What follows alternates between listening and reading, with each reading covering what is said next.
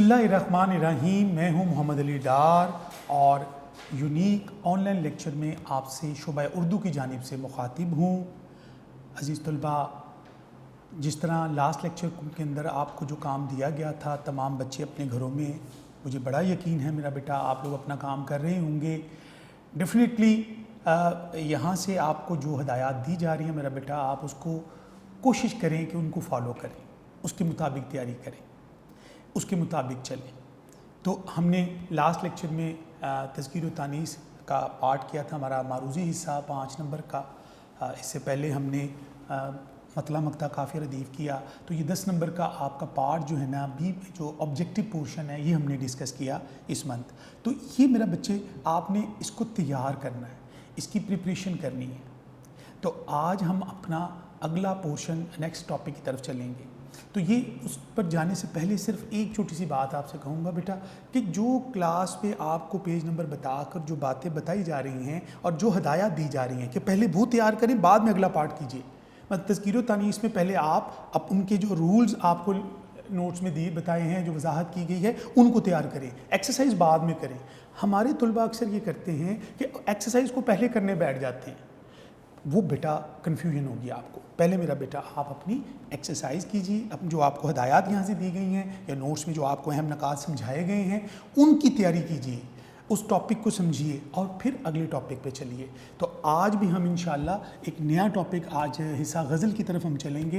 हिस्सा गज़ल का पोर्शन हमारे सिलेबस के अंदर मौजूद है। हमने हिस्सा नसर किया, कुछ असबाक पढ़े, हमने कुछ बेटा नज़में पढ़ी और कुछ ग्रामर का पार्ट आपसे शेयर किया गया है, कुछ बी पेपर से हमने कुछ चीज़ें डिस्कस की।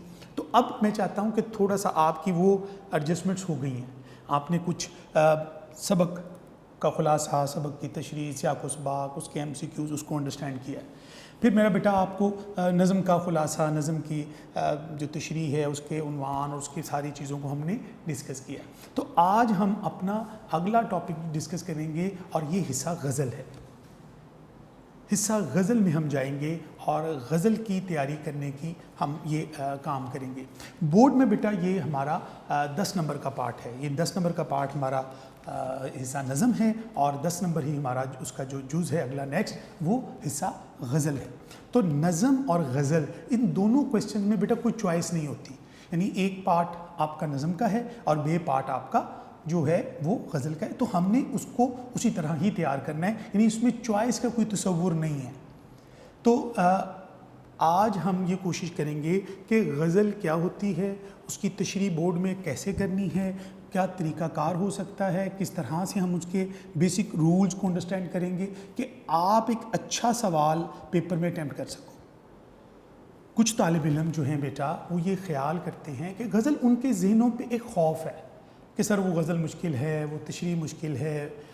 माशाल्लाह आप तमाम बच्चों ने 9th में भी गज़लें पढ़ी, 10th में भी पढ़ी, अब फर्स्ट ईयर में भी वही चीज़ें हैं, सिर्फ थोड़ा सा उसका मेयार बेहतर हो जाता है। जैसे कुछ स्टेज पर, एक स्टेज पर आप आसान स्टेज होती है, अगली स्टेज थोड़ी सी उससे मुश्किल होती है। तो मेरे बेटा इसी तरह ये बिल्कुल वही पैटर्न है, कोई इसमें कोई मुश्किल नहीं है। मुश्किल हमारे यहाँ है, हम यहाँ से सोच लेते हैं कि ये चीज़ हमारे लिए मुश्किल है। बहुत आसान है, पहले मैट्रिक में भी आप कर चुके हैं गज़लियात, बिल्कुल उसी तरह अब हम इंटरमीडिएट पार्ट 1 में भी गज़लियात के पोर्शन को डिस्कस करेंगे और उसके जो किस तरीके से करेंगे, क्या उसकी बुनियादी अहम चीज़ें डिस्कस करेंगे। तो इंशाल्लाह ये बड़ा ही आसान सवाल आप आज पढ़ने जा रहे हैं हिस्सा गज़ल में से।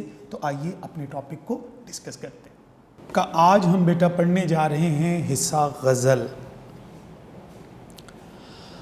गज़ल का ये पोर्शन बेटा, हिस्सा गज़ल जो है ये इंतहाई आसान पोर्शन है। हमारे सिलेबस में गज़लियात दी गई हैं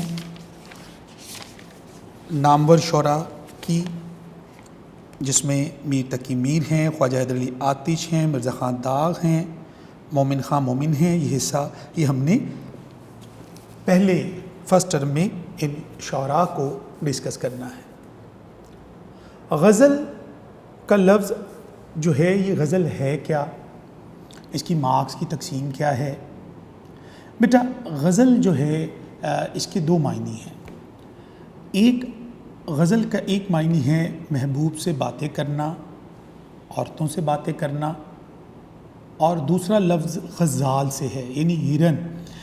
غزال ہرن کو بولتے ہیں بیٹا کہ جب شکاری جنگل میں ہرن کو شکار کرنے کے لیے جال لگاتا ہے تو وہ جو غزال یعنی ہرن جو ہے اس جال میں پھنس جاتا ہے. تو اس شکاری جب وہ جال میں پھنس جاتا ہے تو وہ روتا ہے اور اس کے منہ سے ایک بڑی درد بھری آواز نکلتی ہے. اس درد بھری آواز کو، اس غزال کی درد بھری آواز کو غزل کہتے ہیں. ہمارے غزل کا حصہ بیٹا آج ہم سٹارٹ کرنے جا رہے ہیں اور یہ غزل جو ہے یہ ہمارے لیے لاہور بورڈ میں یہ سیکنڈ کویسچن کے طور پر آئے گا. اس کا بے جز ہوگا، الف جز نظم ہوگی اور بے جز جو ہوگا اس میں اشعار کی تشریح جو ہم نے کرنی ہوگی. سوال نمبر 2 میں یہ غزل کی ہوگی. اس کے مارکس کی تقسیم آپ بیٹا اگر دیکھنا چاہیں تو آپ یہاں دیکھ سکتے ہیں کہ اس کے مارکس کی تقسیم ہماری سلائیڈ پہ رائٹ سائڈ پر لکھی ہوئی ہے. 3+3+3 یعنی 3 اشعار تشریح کے لیے پیپر میں آئیں گے اور ان تینوں اشعار میں کسی قسم کی چوائس نہیں ہوگی. تینوں اشعار آئیں گے، 3 کے 3 اشعار ہم نے تشریح کرنی ہے ان کی. اور 1 نمبر شاعر کے نام کا ہے، یعنی جو شاعر جس کی غزل پیپر میں آئے گی اس میں ہم نے 1 نمبر شاعر کے نام کا ہے. اور ٹوٹل مارکس بیٹا یہ 10 ہیں. یہ ذہن نشین کر لیجئے بیٹا کہ انٹرمیڈیٹ پارٹ 1 میں جتنی جو غزل کا سوال ہوگا میرا بیٹا وہ آپ کو ایک ہی غزل سے 3 اشعار آئیں گے. یہ نہیں ہوگا کہ ایک شعر آتش کا ہو، ایک میر کا ہو، ایک داغ کا ہو، ایسا نہیں ہوگا. اس میں میر کی 2 غزلیں ہیں ہمارے سلیبس میں، ان میں فرض کیجئے ایک غزل کے 3 شعر آ جائیں گے. پہلے 3 آ سکتے ہیں، دوسرا تیسرا چوتھا آ سکتا ہے. یعنی جو بھی شعر ہوں گے ایک ہی شاعر کی ایک ہی غزل میں سے آئیں گے تو ان کی ہم نے تشریح کرنی ہوگی. تو یہ تشریح کرنے کے لیے ہمارے لیے یہ کویسچن کی جو مارکس ویلیو ہے یہ 10 نمبر ہے. اور یہ ذہن نشین کر لیں اس سوال میں کوئی چوائس نہیں ہوتی. آپ باقی سوالوں میں جن میں چوائس ہوتی ہے وہ ساتھ ساتھ ہم ڈسکس کرتے رہتے ہیں. تو غزل سٹارٹ کرنے سے پہلے یہ آپ کو سلائیڈ پر یہ تمام ہدایات جو بنیادی ہدایات ہیں، بیچ میں بھی ساتھ بیٹا آپ کے ساتھ شیئر ہوتی رہیں گی، لیکن آپ نے یہ ذہن نشین کر لیں کہ 3 اشعار آئیں گے. ایک شعر کی تشریح کے نمبر بیٹا 3 ہیں، دوسرا شعر کے نمبر بھی 3 ہیں اور تیسرے شعر کی نمبر بھی 3 ہیں اور 1 نمبر شاعر کے نام کا ہے. اور ٹوٹل مارکس ہمارے یہ 10 نمبر کی بورڈ میں پیپر میں اس کی ورتھ ہے. اب وہ چند ضروری ہدایات جو ہم نے ڈسکس کرنی ہے تشریح کرنے کے حوالے سے، اگر ہم یہ ڈسکس کر لیتے ہیں اور آپ تمام طلباء اس کو اچھی طرح سمجھ لیتے ہیں تو پھر ہم اپنے حصہ غزل کی طرف چلیں گے اور پھر ہم اپنی غزلیات کو کلاس میں ڈسکس کریں گے. سب سے پہلے بیٹا چند ضروری ہدایات پر آئیں. سب سے پہلے بیٹا شعر کو نثری مفہوم میں ڈالیں، یعنی جو شعر لکھا ہوتا ہے اس کو آپ نے نثری مفہوم میں ڈھالنا ہوتا ہے. یعنی اس کی 1 لائن کی یا 1.5 لائن کے اندر اس کی نثر لکھنی ہوتی ہے، اس کا مرکزی مفہوم لکھنا ہوتا ہے. تو سب سے پہلا کام جب آپ کو شعر کا آئے گا، پریزنٹیشن کا پورشن ہم بعد میں ڈسکس کریں گے، پہلے یہ ضروری ہدایات آپ ساری نوٹ کر لیں. پھر میں آپ کو بتاؤں گا بورڈ پہ کہ کس طرح سے آپ نے اس کو کس طرح سے پریزنٹ کرنا ہے پیپر کے اوپر. لیکن یہ ہدایات سب سے پہلے جاننا آپ کے لیے بے حد ضروری ہیں. اس کے بعد دوسرا پوائنٹ ہمارا بیٹا، حصہ غزل میں سے جو اشعار پیپر میں آئیں گے ان میں بیٹا چوائس نہیں ہوگی. یعنی آپ کو 3 شعر آئیں گے، 3 کے 3 کرنے ہیں اور ایک شعر کی تشریح کتنی کریں گے؟ 2 صفحات پر ایک شعر کی تشریح لکھیں گے. یعنی ایک شعر کی تشریح 2 صفحات پر ہوگی. 2 صفحات کا مطلب ہے کہ ایک شیٹ کی دونوں سائڈیں، یعنی ایک پیپر کے اندر جو ایک سائڈ اور اس کی بیک سائڈ دونوں یہ ملا کر 2 صفحات بنتے ہیں. آپ اس کی لینتھ جو ریکوائرڈ ہے آپ کو 3 نمبر کی تشریح کے لیے وہ کتنی ہے؟ 2 پیج. کچھ کتابوں میں کچھ اساتذہ 1.5 سے 2 پیج بھی کہتے ہیں، لیکن آپ کوشش کریں 2 آپ کے مائنڈ میں رہنے چاہیے. 2 پیج تشریح کے ہونے چاہیے. ہمارا طالب علم جب لکھتا ہے تو تشریح کا مٹیریل وہ پہلے اوپر شاعر کا نام، صنف، غزل، اس کے بعد وہ باقی شعر کا مفہوم مارکر یوز کرتا ہے، اوپر کویسچن نمبر لکھتا ہے، تو آدھا پیج وہیں پہ ہمارا کم ہو جاتا ہے. پیچھے جو تشریح کرتا ہے وہ بڑی بمشکل 1.5 پیج کی بچتی ہے. تو بیٹا آپ نے جو تشریح کرنی ہے وہ کوشش کریں کہ وہ 2 صفحات پر مشتمل ہو، یعنی 1.5 سے زیادہ ہو. 2 تک ایک مناسب تشریح ہوتی ہے، تو 2 پیج ایک مناسب تشریح ہے. اور اس تشریح کے لیے اس جو طوالت ہے اس کو آپ نے ذہن نشین کرنا ہے، تاکہ میں یہ چاہتا ہوں کہ ہم جب غزلیات پڑھیں تو آپ سب بچوں کو یہ قواعد و ضوابط پہلے سے آپ کے ذہنوں میں ہوں، تاکہ جب آپ تشریح کرنے بیٹھیں تو آپ ان اصولوں کو اپنے ذہن میں رکھیں کہ امتحانی کاپی کی جوابی کاپی جو ہے اس کے اوپر جب آپ تشریح کریں تو ایک شعر کی تشریح کم سے کم 2 پیج ہوگی. تو اس طرح کتنے اشعار ہیں بیٹا؟ 3 اشعار پیپر میں آئیں گے. کسی بھی غزل کے 3 شعر آتے ہیں، اس کے اندر نظم کے 2 شعر آتے ہیں، تو اسی طرح غزل کے 3 شعر ہیں. اس میں آپ کا ایک شعر 3 نمبر کا ہے، تو آپ نے 3 نمبروں کے لیے ایک شعر کی تشریح 2 پیج تک کرنی ہے. اس سے آگے جانے کی ضرورت نہیں ہے. 1.5 سے زیادہ اور 2 تک آپ جائیں گے تو میں آپ کو 2 پیج ریکمینڈ کر رہا ہوں، کیونکہ ہمارے پاس جو شاعر کا نام، نظم، اس کے بعد مفہوم لکھ کر جب ہم تشریح شروع کرتے ہیں تو بڑی مشکل سے 1.5 سے پونے 2 پیج بچتے ہوں گے. تو لہٰذا 2 پیج سے کسی صورت بھی آپ تشریح کو کم نہ کریں، کوشش کریں کہ 2 پیج تک آپ جائیں. اور پریکٹس میں جب آپ 2 پیج لکھیں گے تو پھر آپ جب امتحان میں جائیں گے تو وہاں دقت نہیں ہوگی. آپ کو اگر 1.5 بھی کرنا چاہیں تو آپ کو پریشانی نہیں ہوگی. تو یہ آپ نے طوالت کا بڑا خاص خیال رکھنا ہے. تو یہ 3 شیٹوں پر آئیں گے 3 شعر، یعنی 2 پیج. ایک شیٹ کے 2 پیج ہوتے ہیں، تو دونوں 3 شیٹیں آپ استعمال کریں گے، یعنی 6 صفحات کے اوپر آپ کی یہ تشریح پھیلے گی. باقی پلس مائنس ہو سکتی ہے، اس کی کوئی حرج نہیں ہے. تو ایک مناسب جو ایوریج ہے وہ 2 صفحات پر مشتمل ایک شعر کی تشریح ہوتی ہے. تیسرا پوائنٹ بیٹا، شاعر کے اسلوب، اس کا جو انداز تحریر ہے، اس کا جو تخیل ہے، اور غزل کے شعر کے موضوع کو مدنظر رکھتے ہوئے اشعار کی تشریح کرے. یعنی جو غزل جو شاعر ہے نا اس کے مزاج کو آپ نے سمجھنا ہے، اور غزل کے شعر کے موضوع کو دیکھنا ہے کہ شاعر کا مزاج کیا ہے، وہ کس نوعیت کا شاعر ہے. مجازی رنگ کی شاعری کرتا ہے، وہ حقیقی رنگ کی شاعری کرتا ہے، اس کی شاعری کا موضوع حالات، کس طرح کے حالات کو وہ کس دور کا شاعر ہے. تو اس کا جو مزاج ہے اس کو دیکھتے وقت، اس کے اسلوب کو دیکھتے وقت، اور اس کی غزل کے شعروں کے موضوع کو دیکھتے ہوئے اس کی تشریح کریں گے. یعنی ہم تشریح جو بھی کرتے ہیں جو شاعر نے کہا ہوتا ہے ہم اس کی وضاحت فرما رہے ہوتے ہیں. یعنی یہ بورڈ ہمیں یہ چیک کرنا چاہتا ہے کہ فرسٹ ایئر جس بچے نے میٹرک کا امتحان پاس کیا ہے وہ انٹرمیڈیٹ میں جب آتا ہے، میٹرک کے اندر فرق ہے، اس میں مختلف شعراء کی غزلیں آتی ہیں. فرسٹ ایئر میں بیٹا ایک ہی شاعر کی غزل آئے گی، تو ایک ہی شاعر کے اسلوب کو، اس کے انداز فکر کو، اس کے تخیل کو دیکھا جائے گا کہ آپ اس کو سامنے رکھ کر وضاحت کر رہے ہیں. یعنی جو شعر کی وضاحت کر رہے ہیں وہ شاعر کے مزاج کی ترجمانی کر رہا ہے کہ نہیں کر رہا. تو اس لیے ہمیں یہ بیٹا دیکھنا ہے کہ جو تشریح ہم کر رہے ہیں وہ شاعر کے اسلوب اور اس کے مطابق ہونی چاہیے، اس سے ہٹ کر نہیں ہونی چاہیے. میر کی شاعری کا اپنا انداز اسلوب ہے، غالب کی شاعری کا اپنا اسلوب ہے، آتش کی شاعری کا اپنا انداز ہے. ہاں کچھ چیزیں ان میں کامن ہو سکتی ہیں، لیکن ہر شاعر کا اپنے اپنے زمانے میں اپنا اپنا رنگ ہے، اور اس کا رنگ اس کی شاعری میں چھلکتا ہے، اور وہی باتیں ہم تشریح میں اس کی خیال رکھیں گے. تو لہٰذا شاعر کے اسلوب اور غزل کے شعر کے موضوع کو سامنے رکھنا ہے. شاعر کا مزاج بھی ہمارے سامنے آ گیا، اور غزل کے جو شعر ہے اس کے اندر جو مین نکات آ رہے ہیں، جو اس کا مفہوم ہے وہ بھی ہمارے سامنے آ گیا. اس کو لے کر ہم چلتے ہیں، جو اس کی ہم 2 صفحات پر تشریح لے کر جاتے ہیں. تشریح طلب، چوتھا پوائنٹ بیٹا ہمارا ہے تشریح طلب. شعر میں موضوع کی مناسبت سے 3 حوالہ جات ضرور دیں. 2 بھی دے سکتے ہیں، 3 بھی دے سکتے ہیں. اٹس ڈپینڈس کہ آپ کو جو بیٹا تشریح کے لیے شعر آیا ہے، اگر وہ بہت وسعت والا شعر ہے تو اس میں آپ 3 حوالہ جات دے دیں. مناسب حوالہ جات ہیں. 2 حوالہ جات بھی دیے جا سکتے ہیں، ایک پیج پر ایک اور دوسرے پیج پر دوسرا. تیسرا اضافی حوالہ ہوتا ہے، تاکہ ایگزامینر کو 3 نمبر کے لیے آپ کے جو حوالہ جات ہیں یہ آپ کی تشریح کو زیادہ مدلل بناتے ہیں، آپ کو نمبر زیادہ ملتے ہیں.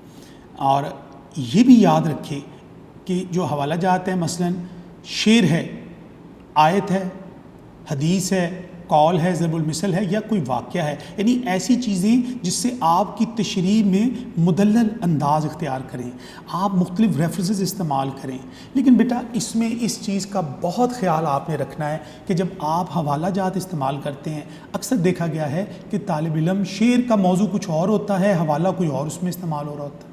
تو یہ خیال رکھیے گا کہ جب آپ کوئی شعر استعمال کریں، کوئی آیت لکھیں، کوئی حدیث لکھیں، کوئی قول لکھیں، کوئی ضرب المثل لکھیں، تو ان کا استعمال شعر سے مطابقت رکھتا ہو، یعنی شعر کا جو مرکزی خیال ہے یہ اس کی تائید کرتے ہوں، تو یہ اور اس میں کسی قسم کی غلطی کی کوئی گنجائش نہیں ہوتی۔ بس اگر آپ شعر لکھ رہے ہیں تو شعر کا جو بھی مصرع، ایک شعر لکھ رہے ہیں تو اس کے دونوں مصرے درست ہونے چاہیے، اس میں کوئی املا کی غلطی نہ ہو، اس میں کوئی ترتیب کی غلطی نہ ہو۔ اگر آپ بیٹا کوئی آیت لکھ رہے ہیں تو اس کا ترجمہ ٹھیک ہونا چاہیے، اگر عربی میں لکھتے ہیں تو اس کی اعراب ٹھیک ہونے چاہیے، حدیث لکھتے ہیں تو اس کا مفہوم اور اس کا جو لفظی ترجمہ ہے وہ درست ہونا چاہیے، اگر آپ قول لکھتے ہیں تو قول کی ترتیب ٹھیک ہونی چاہیے۔ فار ایگزامپل ہم لکھتے ہیں کام کام اور بس کام، ایمان اتحاد تنظیم، آپ تنظیم ایمان اور اتحاد الٹا نہیں سکتے، اس کو آپ کو ہمیشہ اس کی ترتیب کا خیال رکھنا ہے۔ ضرب الامثال ہیں، ٹھیک ہے، محاورہ کوئی استعمال ہوتا ہے، کوئی واقعہ آتا ہے تو وہ بیانیہ انداز میں واقعہ تو لکھ سکتے ہیں، لیکن ان کے اندر کسی قسم کی املا کی، کسی قسم کی گرامیٹکلی غلطی کی گنجائش نہیں ہوتی۔ اور بیٹا یہ جتنے بھی حوالہ جات ہوتے ہیں یہ مارکر کے استعمال کے ساتھ لکھے جاتے ہیں، اس میں مارکر کا استعمال بے حد ضروری سمجھا جاتا ہے، یعنی جب بھی آپ حوالہ جات لکھیں گے تو اس میں مارکر کا استعمال کریں گے، اور مارکر کا جب شعر لکھیں گے تو بیٹا اس میں علامت شعر، جب آپ آیت لکھیں گے تو اس کو آپ واوین میں یعنی انورٹڈ کوما میں لکھیں گے۔ اسی طرح اگر اس کا ترجمہ لکھ رہے ہیں، اگر آیت لکھ رہے ہیں تو بیٹا عربی لکھ رہے ہیں تو عربی میں غلطی نہیں ہونی چاہیے، اگر غلطی کا امکان آپ کو لگتا ہے تو اللہ کا کلام ہے، اس میں غلطی نہیں کرنی، تو بیٹا ترجمہ لکھ لیجئے، تو ترجمے میں بیٹا غلطی نہیں ہونی چاہیے، تو اس کو ہمیشہ انورٹڈ کوما میں لکھیں گے۔ شعر لکھیں گے تو شعر میں غلطی نہیں ہونی چاہیے، اس کی ترتیب کی، اس کے مصروں کی، اور اس طرح حدیث لکھ رہے ہیں تو حدیث کا جو مفہوم لکھ رہے ہیں تو اس کو بھی درست ہونا چاہیے، کوئی قول لکھ رہے ہیں تو قول درست ہونا چاہیے، ضرب الامثال کو دے رہے ہیں یا واقعہ ہیں تو بیانیہ انداز میں تو چلو آپ واقعہ بیان کر رہے ہیں، لیکن وہ واقعہ جو ہے وہ سچائی پہ مبنی ہونا چاہیے۔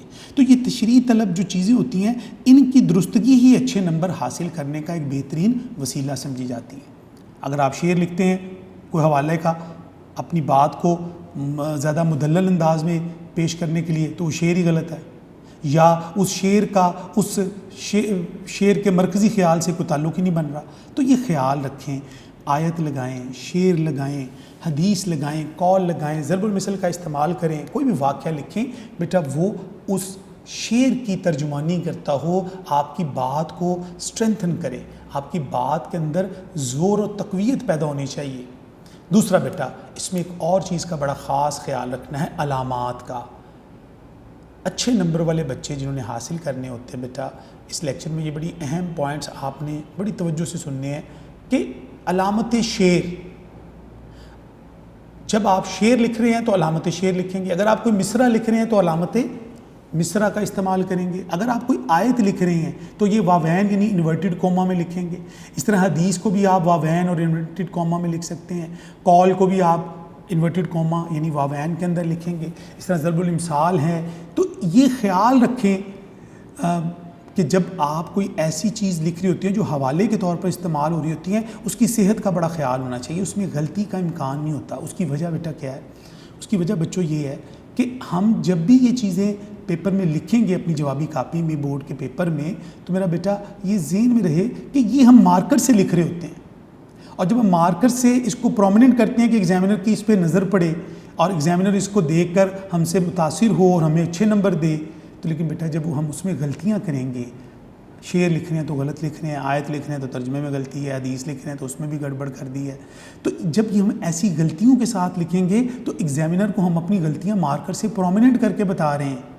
تو میرا بیٹا یہ خیال رہے آپ تمام بچوں کو کہ جب بھی آپ یہ تشریح کریں تو اس کے اندر حوالہ جات، اس کی صحت کا خاص خیال رکھیں، اس کی علامات کا، شعر لکھیں تو علامت شعر استعمال کرنی ہے، آیت لکھنی ہے تو اس کو انورٹڈ کوما میں واوین کے اندر، جیسے میں نے بتایا.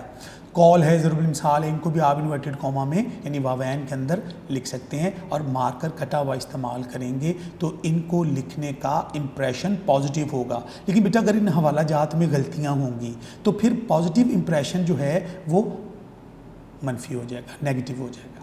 تو ایگزامینر آپ کو جو ہے وہ پازیٹیو, کیونکہ حوالہ جات میں وہ بنیادی طور پر ایگزامینر حوالہ جب آپ دیتے ہیں تو وہ ضرور دیکھتا ہے, اور حوالہ جات ہی کی مدد سے ہم اپنی تشریح کو زیادہ مؤثر اور زیادہ اچھا بنا سکتے ہیں. تو بیٹا 2 سے 3 حوالہ جات آپ نے تشریح کے لیے استعمال کرنے ہیں. شعر بھی ہو سکتے ہیں, آیت بھی ہو سکتی ہے, حدیث, قول, ضرب المثال, واقعہ. تو اس کا تعلق شعر کے مرکزی خیال سے ہونا بڑا ضروری ہے. یعنی شعر کا جو مرکزی مفہوم ہے, اس کا جو سینٹرل کانسیپٹ ہے, اس کے ساتھ اس کا تعلق ہونا چاہیے. یعنی ریفرنس ریلیونٹ ہونا چاہیے اس شعر کے مصروں کے ساتھ یا شعر کے مرکزی خیال کے ساتھ.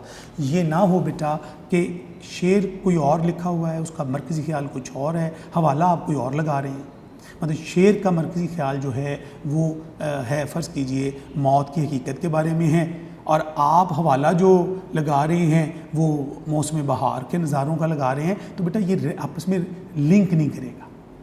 ٹھیک ہے نا. کل نفس ذائقۃ الموت, ہر ذی روح کو موت کا مزہ چکھنا ہے, تو موت کے حوالے سے یہ حوالہ تو سمجھ میں آتا ہے, لیکن بہار کے موسم کے اندر کی بات اس میں تعلق نہیں بنے گا. تو ریفرنس لگاتے وقت میرا بیٹا آپ کے ذہن میں یہ رہنا چاہیے کہ جو ریفرنس ہو وہ سچویشن سے ریلیونٹ ہو, اور شعر کے مرکزی خیال کو اسٹرینتھن کرے, اس کو تقویت دے, اس کو مدلل بنائے, اس کا امپیکٹ ایگزامینر کی نظر میں بڑھنا چاہیے. اگر ہم حوالہ جات بھی لگائیں لیکن بجائے ہمارا امپریشن اچھا ہونے کے نیگیٹو ہو گیا, تو اس کا اثر جو ہے بیٹا یہ ہمارے نمبروں پہ پڑے گا.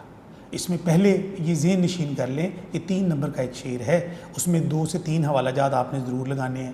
وہ شعری بھی ہو سکتے ہیں, وہ آیت بھی ہو سکتی ہے, حدیث ہو سکتی ہے, ایک شعر ہو سکتا ہے, ایک آیت ہو سکتی ہے, ایک حدیث ہو سکتی ہے, تو ضرب المثل ہو سکتی ہے. تو 2 سے 3 ایک حوالہ جات جب آپ لگا دیتے ہیں تو ایگزامینر کو آپ بیسیکلی باؤنڈ کر دیتے ہو کہ آپ نے ہمارے ان حوالہ جات سے یہ دیکھنا ہے کہ ہم اس شعر کی جو تشریح کر رہے ہیں ہمارے کانسیپٹ بالکل کلیئر ہیں. تو اس کا ایک بڑا پازیٹیو امپیکٹ پڑتا ہے. لیکن ان میں غلطیاں کرنے سے, ان حوالہ جات میں شعر کے اندر غلطی ہے, مصروں میں غلطی ہے, ترجمے میں غلطی ہے, تو پھر اس کا امپریشن پازیٹیو نہیں ہوتا بیٹا, وہ نیگیٹو ہو جاتا ہے. تو آپ کو یہ بات ذہن نشین کرنی ہے کہ حوالہ جب بھی لگائیں, ایک حوالہ لگائیں, 2 لگائیں, 3 لگائیں, وہ ریلیونٹ ہونے چاہیے شعر کے مرکزی خیال سے, اس کے مین مفہوم سے, اور ساتھ وہ اس میں کوئی غلطی نہیں ہونی چاہیے. اس میں نہ املا کی غلطی ہو, اس میں نہ مصروں کی کوئی غلطی ہو. یعنی آیت کو آپ حدیث کہہ دیں, حدیث کو آپ آیت کہہ دیں. ٹھیک ہے نا. تو غزل کا شعر ہے تو اسے کسی نظم کو کہہ دیں. ٹھیک ہے نا. تو یہ میرا بیٹا ان بنیادی چیزوں کا آپ نے خاطر خواہ خیال رکھنا ہے. آج کے لیکچر کا آپ سے پہلے پڑھانے سے پہلے یہ ڈسکس کرنے کا مقصد یہ تھا کہ جب آپ نوٹس کھولیں, جب آپ گھر بیٹھ کے پڑھیں, تو آپ کو یہ ساری چیزیں وہاں پر ایز اٹ از نظر بھی آئیں گی. نیکسٹ پوائنٹ بیٹا ہمارا ہے غزل کے ہر شعر کی تشریح الگ الگ ہونی چاہیے. نمبر بھی الگ الگ ہیں. ایک شعر کی تشریح 3 نمبر کی, دوسرے کی 3 نمبر کی, تیسرے کی بھی 3 نمبر کی, 3 اشعار آئیں گے. تو ظاہر بات ہے غزل کے ہر شعر کی تشریح الگ الگ کرنی چاہیے, ہم اکٹھی تشریح نہیں کر سکتے. نظم کے اشعار کیونکہ بیٹا ان کا موضوع ایک ہوتا ہے, ان کا جو عنوان ہے وہ ایک ہے, اور ایک ہی عنوان کے زیر اثر لکھی جاتی ہے, جبکہ غزل کے اندر بیٹا جو عنوان ہے وہ نہیں ہوتا. اس میں قافیہ ردیف کی پابندی تو ہوتی ہے, شاعر تو ایک ہوتا ہے, لیکن ہر شعر مکمل تاثر رکھتا ہے. اس لیے ہو سکتا ہے ایک شعر میں شاعر نے زندگی کو اور موت کا ذکر کیا ہو, اور دوسرے شعر میں موسم بہار کی بات کر رہا ہو. تو یہ خیال رکھنا ہے آپ نے کہ غزل کے ہر شعر مکمل ہوتا ہے, 2 مصروں کو ایک شعر ہوتا ہے. تو 3 اشعار پیپر میں آپ کو آنے ہیں, جیسے ہم نے پیچھے ڈسکس کیا. ایک ہی غزل کے 3 اشعار ہوں گے. یہ نہیں ہوگا کہ ایک شاعر کی 2 غزلیں ہیں تو ان کی ایک پہلی غزل میں سے آ جائے اور دوسرا شعر دوسری غزل میں سے. ایسا نہیں ہوگا. ایک ہی غزل ہوگی, اسی کے 2 شعر آئیں گے, 3 شعر آئیں گے آپ کو. تو میرا بیٹا یہ خیال رکھنا ہے تینوں اشعار ایک ہی غزل سے آئیں گے. پہلا دوسرا تیسرا ہو سکتا ہے, دوسرا تیسرا چوتھا ہو سکتا ہے, تیسرا چوتھا پانچواں ہو سکتا ہے. یہ خیال رہے. تو لہٰذا ہر شعر ایک مکمل مفہوم اور معنی رکھتا ہے, ایک کمپلیٹ تاثر رکھتا ہے. تو لہٰذا غزل کی تشریح کرتے وقت بیٹا ہر شعر کی تشریح الگ الگ کرنی ہے، کیونکہ غزل کا ہر شعر دوسرے سے موضوع اور مفہوم کے اعتبار سے منفرد ہوتا ہے، مختلف ہوتا ہے۔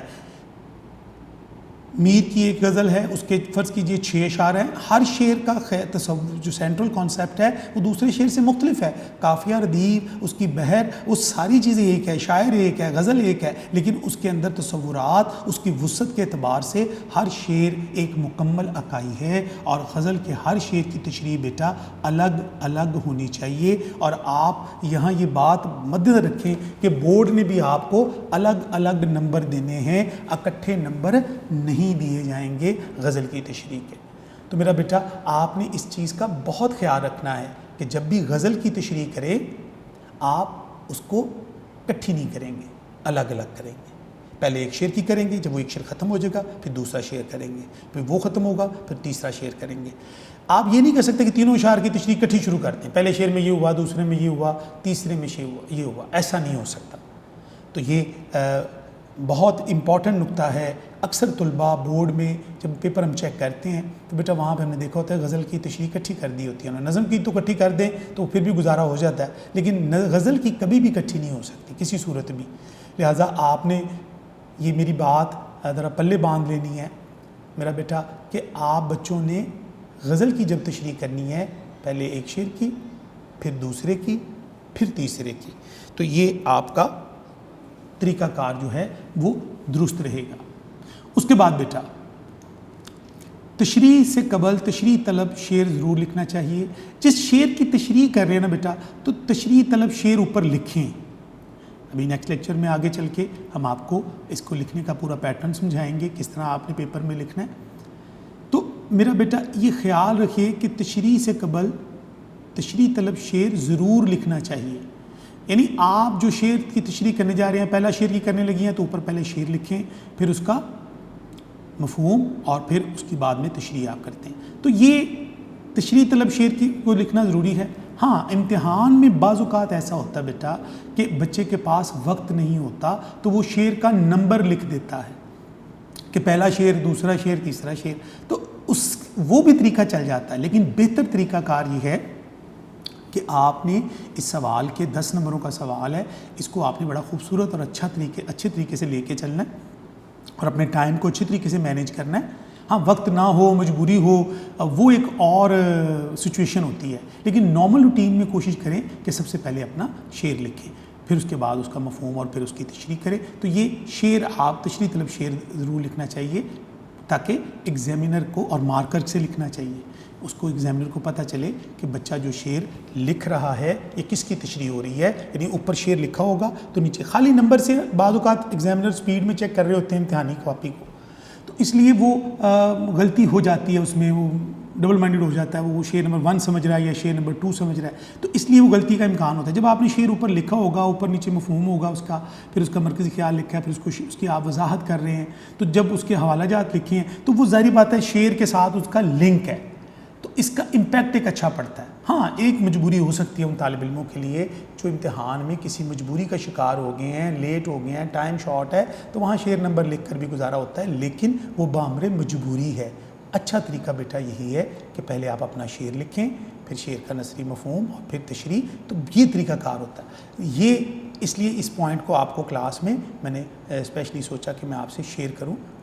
مجبوری کو ہم بنیاد نہیں بنا سکتے، جو بنیادی اچھی چیزیں ہیں وہی ہمارا پیٹرن رہے گا۔ مجبوری میں تو پھر بہت سی چیزیں مس ہو جاتی ہیں، وہ تو ظاہر بات ایک سچویشن ایسی ہوتی ہے، لیکن ایک نارمل اسٹوڈنٹ جو اچھے نمبروں کے لیے تیاری کر رہا ہے وہ اپنے پیپر کے ٹائم کو بہت اچھے طریقے سے مینیج کرتا ہے، تو آپ نے بیٹا اس چیز کا خاص خیال رکھنا ہے۔ اس کے بعد جوابی کاپی پر شاعر کا نام لکھنا نہ بھولیں، کیونکہ شاعر کے نام کا بیٹا آپ کو جیسے پیچھے سلائیڈ میں ہم نے دیکھا، شاعر کے نام کا یہ ایک نمبر ہے، شاعر کا نام آپ نے ضرور لکھنا ہے۔ تینوں اشعار کی چیز الگ الگ ہے، ہر شعر کے 3 نمبر الگ ہیں، تو یہ آپ نے جوابی کاپی پر شاعر کا نام لکھنا نہ بھولیں، یعنی جب آپ تشریح کریں شاعر کی تشریح شعر کی تو سب سے پہلے آپ شاعر کا نام اور اس کے بعد اس کی باقی چیزیں، اور اس کے اندر شاعر کا نام درست ہونا چاہیے، اس کی املا درست ہو، اس کے اندر کوئی غلطی نہیں ہونی چاہیے، یعنی آپ کسی شاعر کا نام لکھ رہے ہیں تو اس میں املا کی غلطی کر رہے ہیں، اور بیٹا یہ مارکر سے لکھا جاتا ہے، مارکر سے شاعر کا نام لکھا جاتا ہے، یا مارکر سے شاعر کا نام لکھ کر آپ اگر پین سے لکھتے ہیں شاعر کا نام تو اس میں املا کی غلطی تو نہ کریں۔ املا کی غلطی ہونے سے آپ کا 1 نمبر ہے اس کا، کیونکہ شاعر کا نام آپ نے لکھنا ہے تو اس میں 1 نمبر آپ کو ملنا ہے، اور 1 نمبر میں اگر آپ یہ نام لکھتے ہوئے غلطی کریں گے تو آپ کا یہ 1 نمبر کٹ جائے گا، اور یہ بڑا ایک کہہ لیں کہ آپ غلط ہوگا کہ ایک بچہ اپنے شاعر کو جس کو پڑھ کے آ رہا ہے اس کے نام میں املا کی غلطی کر بیٹھا ہے، اس کا نام درست نہیں لکھ رہا، تو یہ نمبر نہیں ملے گا آپ کو۔ اصل نام لکھنے کی شکل میں مکمل نام لکھنا چاہیے۔ کوشش کریں کہ جب آپ شاعر کا نام لکھیں تو اصل پورا نام لکھیں۔ مثلا ایک شاعر کا نام ہے مطلب غالب ہے، تو غالب کا اصل مکمل نام جو لکھا جاتا ہے مرزا اسد اللہ خان غالب، تو آپ خالی غالب بھی لکھتے ہیں تو بھی گزارا ہو جاتا ہے، لیکن بہتر طریقہ کیا ہے؟ مرزا اسد اللہ خان غالب، خواجہ حیدر علی آتش، میر تقی میر، مکمل نام لکھیں۔ بچے عمومی طور پہ خالی تخلص لکھ دیتے ہیں تو یہ کافی نہیں ہوتا۔ مکمل نام لکھنے میں آپ کو فائدہ یہ ہے کہ ایگزامینیشن ہال میں بیٹا اساتذہ جو ہیں وہ ڈفرینٹ لوگ پیپر چیک کر رہے ہوتے ہیں۔ اکثر اساتذہ جو ہیں اس میں بچوں کو نمبر دے دیتے ہیں، اکثر اساتذہ جو ہے اس میں سے بچوں کے نمبر آدھا نمبر کاٹ لیتے ہیں۔ تو میں نہیں ہم آپ کو بتانے کا یہاں مقصد یہ ہے کہ میرا بیٹا جب ہم نے تیاری کی ہے ایک شاعر کی تو کیوں نہ ہم اپنے شاعر کا پورا نام ہی صحیح لکھیں اور درست لکھیں۔ بعض اوقات غالب لکھ کر بھی نمبر مل جاتا ہے، ایک ٹیچر نے چیک کیا اس نے آپ کو، ایک دوسرے ٹیچر نے چیک کیا اس نے اس کو چیک کرتے وقت اس کا ہاف نمبر کاٹ لیا، تو ایسا بھی ہوتا ہے۔ تو آپ نے بیٹا یہ بنیادی غلطی آپ نے نہیں کرنی، یہ بنیادی چیز ہے، یہ اگر آپ غلط کریں گے تو اس کا آپ کا 1 نمبر کٹ جانے کا احتمال ہے۔ اس لیے شاعر کا پورا نام جوابی کاپی پر لکھیں، اور پہلے شعر کی تشریح سے پہلے ہی آپ پہلا اس کا نام لکھ لیں۔ بار بار ہر شعر کے اوپر شاعر کا نام لکھنے کی ضرورت نہیں ہوتی، ایک دفعہ ہی اس کا نمبر ملے گا۔ ایک بچہ اگر جوابی کاپی پر 10 دفعہ شاعر کا نام لکھے گا تو اس کو 10 نمبر نہیں ملیں گے بیٹا۔ آپ نے صرف ایک دفعہ شروع میں شاعر کا نام لکھ دیا، شاعر کا نام میر تقی میر، خواجہ حیدر علی آتش، جو بھی آپ کی غزل ہے، اس کے بعد شعر نمبر 1 لکھیں گے، شعر لکھیں گے، اس کا مفہوم، اس کی پھر تشریح کریں گے، تو آپ کو 1 نمبر شروع میں مل جائے گا۔ اب آپ تشریح میں آپ 10 دفعہ شاعر کا ذکر کریں گے، اس کے نمبر نہیں ملیں گے۔ تو میرا بیٹا وقت بچائیں، غیر ضروری چیزوں پہ اپنا وقت ضائع نہ کریں، اور کوشش کریں کہ آپ کو تشریح کرتے وقت شاعر کے نام میں غلطی نہ کریں، املا کی غلطی نہیں ہونی چاہیے شاعر کے نام کی۔ اکثر طلباء جب شاعر کا نام لکھتے ہیں تو اس میں املا کی غلطی کرتے ہیں، تو املا کی غلطی کرنے سے نمبر کٹ جانے کا احتمال ہوتا ہے۔ تو عزیز طلباء، ان ہدایات کو آپ نے ذہن نشین کر لینا ہے کہ جب بھی غزل کی تشریح کرے، اور بھی چھوٹی چھوٹی بہت سی باتیں ہیں میرا بیٹا، لیکن یہ بنیادی اصول ہیں، اس کو آپ نے نہیں بھولنا۔ پھر ایک دفعہ ریپیٹ کر دیتا ہوں میں آپ کے سامنے، شعر کو نثری مفہوم میں ڈھال لیں، اس کے مفہوم لکھیں شعر کا، شعر کی تشریح 2 صفحات تک پھیلائیں، اس کو 1.5 سے 2 پر ضرور جائیں، 2 سے 3 اس میں حوالہ جات دیے جا سکتے ہیں، کم سے کم شاعر کے اسلوب کے مطابق، شاعر کے مزاج کو سامنے رکھتے ہوئے اور شعر کے موضوع کو سامنے رکھتے ہوئے تشریح کریں۔ اسی طرح تشریح طلب شعر میں حوالہ جات جب دیں تو یہ آیات، احادیث، اقوال، اور یہ مارکر سے آپ نے لکھنے ہیں، یہ مارکر سے لکھنے ہیں۔ ان کو جب بھی آپ پیج کے وسط میں لکھیں گے، ان کی علامتوں کا بھی خیال رکھیں گے، علامت شعر، آیات ہو تو انورٹڈ کوما میں، ٹھیک ہے، کال ہوگا، اگر مصرع لکھ رہے ہیں تو علامت عین، تو وہ علامات کو بھی میں آپ کو یہاں پر بورڈ پہ اس کی نشاندہی کر دوں گا نیکسٹ لیکچر میں۔ تو غزل کے ہر شعر کی تشریح الگ کرنی چاہیے، کٹھی تشریح نہیں کرنی، کٹھی تشریح کرنے سے بیٹا نمبر کٹ جاتے ہیں، الگ الگ تشریح کرنی ہے، ہر شعر دوسری شعر سے اس کا منفرد ہوتا ہے، لہذا اس کی الگ تشریح کرنی ہے، کٹھی تشریح نہیں کریں گے۔ اکثر طلباء کیا کرتے ہیں، اکٹھی تشریح کر دیتے ہیں۔ تو آپ نے ایک شعر لکھا، اس کی تشریح کی، شعر نمبر 2 پہ آ گئے، دوسرا شعر شروع کیا، اس کی 2 پیج تشریح، 1.5 پیج، جتنی بھی آپ کرتے ہیں، پھر اس کے بعد تیسرا شعر اور پھر تشریح، تو یہ، اور بیچ میں آپ اس کے حوالہ جات سے اس کو خوبصورت بنائیں گے۔ تو اسی طرح یہ بنیادی نکات آپ نے ذہن نشین کر لینے ہیں، ٹھیک ہے جی۔ اور ہم جو میر تقی میر ہمارے پہلے شاعر ہیں. 2 غزلیں ہمارے سلیبس کا بیٹا حصہ ہیں. ایک پہلی غزل ہے جس سر کو غرور آج ہے یا تاجوری کا، اور دوسری غزل ہے گل کو ہوتا صبا قرار ہے کاش. یہ وہ 2 غزلیات ہیں بیٹا جو ہم کلاس میں اب نیکسٹ ڈسکس کریں گے.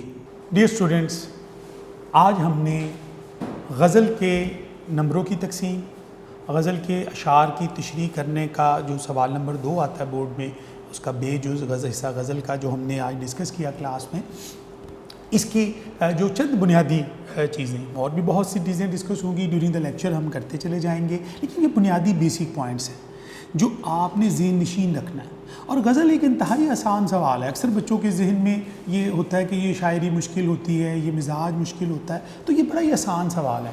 اس کو جب آپ آسان سمجھیں گے، اس کو آسانی سے اس کی جو بنیادی چیزیں جو آپ کو یہاں کلاس میں بتائی ہیں، ان چیزوں کا خیال رکھیں گے، تو میرا قوی یقین ہے کہ آپ جب تشریح کریں گے تو بورڈ میں بہت اچھے نمبر حاصل کر سکیں گے.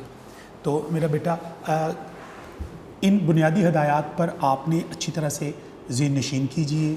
غزل کیا ہے، اس کا سوال کتنے مارکس کا ہے، اس کے 3 اشعار آئیں گے، الگ الگ تشریح کریں گے ہر شعر کی، شاعر کے اسلوب کو مد رکھتے ہوئے. ایک شعر کے اندر ہم نے 2 سے 3 حوالہ جات، شعری بھی دے سکتے ہیں، نثری بھی دے سکتے ہیں، آیت بھی دے سکتے ہیں، حدیث، اس کے مناسبت سے جس طرح کا شعر کے 2 مصرے اور مفہوم ہوتا ہے، اور اس کی ترجمانی کریں گے شاعر کے مزاج کے مطابق. اور اس طرح ہم پھر دوسرا شعر کی تشریح کرتے ہیں انہی چیزوں کی، اسی پیٹرن پہ پھر تیسرا شعر کرتے ہیں. تو اسی طرح بیٹا بورڈ کے پیپر میں ہم نے یہ سوال اٹیمپٹ کرنا ہے. اور جو طلباء شاعری سے لگاؤ رکھتے ہیں وہ بھی، اور جو کچھ بچے شاعری کو تھوڑا سا اپنے لیے اپنے اس مزاج کے اندر، وہ مزاج کے اندر ڈھلے نہیں ہوتے، تو تھوڑا سا اس کو یہ ذہن میں رکھیں بیٹا کہ ہم نے مزاج کے ساتھ ساتھ یہ بھی دیکھنا ہے کہ ہم نے اس کا ایک امتحان دینا ہے. بورڈ میں بیٹا اس کا ایک پیپر ہونا ہے، نظم کا سوال بھی آنا ہے، وہ بھی شاعری ہے، غزل کا سوال بھی آنا ہے، اس کی بھی وہ بھی شاعری ہے. تو یہ 20 نمبر کا ہمارا نظم کا اور غزل کا پورشن ہے. تو یہ ہم نے ڈیل کرنا ہے. اس کو ڈیل کرنے کے لیے ہمارے سامنے یہ پیپر میں جب سوال آئے تو ہم اس کو خوش اسلوبی کے ساتھ اس کو ڈیل کر سکیں، اس کو اچھے طریقے سے سولو کر سکیں اور اچھے نمبر حاصل کر سکیں. یہاں یہ بات بیٹا ذہن نشین کر لیں کہ ان تمام ہدایات پر عمل کرنے کے بعد یہ ذہن میں رکھیے کہ ایک شعر 3 نمبر کا ہوتا ہے، 3 اشعار آتے ہیں ایک ہی غزل کے. یعنی یہ نہیں ہوتا جیسے میٹرک میں آپ لوگ کرتے تھے کہ ایک غزل میں سے ایک شعر، دوسری غزل میں دوسرا شعر، کسی اور شاعر میں سے تیسرا شعر. فرسٹ ایئر میں، سال اول میں ایسا نہیں ہوگا بیٹا. اس میں ایک ہی غزل ہوگی، ایک ہی شاعر ہوگا، اس کے 3 شعر آ جائیں گے. تینوں کنزیکٹیو بھی ہو سکتے ہیں، اوپر نیچے بھی کر سکتے ہیں وہ، لیکن غزل ایک ہی رہے گی. میر کی پہلی غزل میں سے 3 شعر ہی آ سکتے ہیں. اگر وہ 6 شعر ہیں تو اس میں سے کوئی سے 3 آ جائیں گے آپ. اور عموماً یہ ترتیب سے ہی آتے ہیں، کنٹینیو آتے ہیں. دوسری غزل میں سے یہ نہیں ہو سکتا کہ دو شعر پہلی غزل میں سے اور ایک شعر آخری غزل میں سے، ایسا نہیں ہوتا بیٹا. یہ ذہن آپ نے ان چیزوں کو اچھی طرح ذہن نشین کرنا ہے کہ جب بھی آپ غزل کی تشریح پڑھیں، غزل کو اس کے پیٹرن کو انڈرسٹینڈ کر لیں. ایک ہی غزل کے 3 شعر آئیں گے، ایک ہی شاعر کے. میٹرک میں آپ یہ کرتے تھے ایک میر کا شعر آئے گا، ایک بادشاہ ظفر کا آئے گا، ایک آتش کا آئے گا. یہاں ایسا نہیں ہے. یہاں ایک ہی شاعر ہے، اس کی ایک غزل ہے، کوئی سی 2 غزلیں عمومی طور پہ ایک شاعر کی ہیں، تو 2 میں سے ایک غزل آئے گی اور ایک غزل کے 3 شعر آئیں گے آپ کو. تو یہ ہم نے اس طرح کرنا ہے. تو یہ زیادہ کمپیریٹیولی آسان ہے. تو اس کو آپ نے میرا بیٹا اپنے ذہنوں میں بٹھانا ہے. آج ہم نے اپنے اس لیکچر میں کوشش کی کہ چند بنیادی چیزیں آپ سے شیئر کریں. باقی ہم جب غزلیں پڑھیں گے تو انشاءاللہ ساتھ ساتھ چھوٹے چھوٹے آپ کے ذہنوں میں سوالات جو ہوں گے وہ بھی دور ہوتے چلے جائیں گے انشاءاللہ العزیز. بہت آسان سوال ہے اور بہت آسانی سے آپ اس کو ڈیل کر سکیں گے انشاءاللہ العزیز. اگلے لیکچر میں آپ سے ملاقات ہوگی اپنے اس ٹاپک کے ساتھ. تب تک کے لیے مجھے اجازت دیجیے. اللہ تعالیٰ آپ تمام بچوں کو اپنی حفظ و امان میں رکھے. اللہ نگہبان.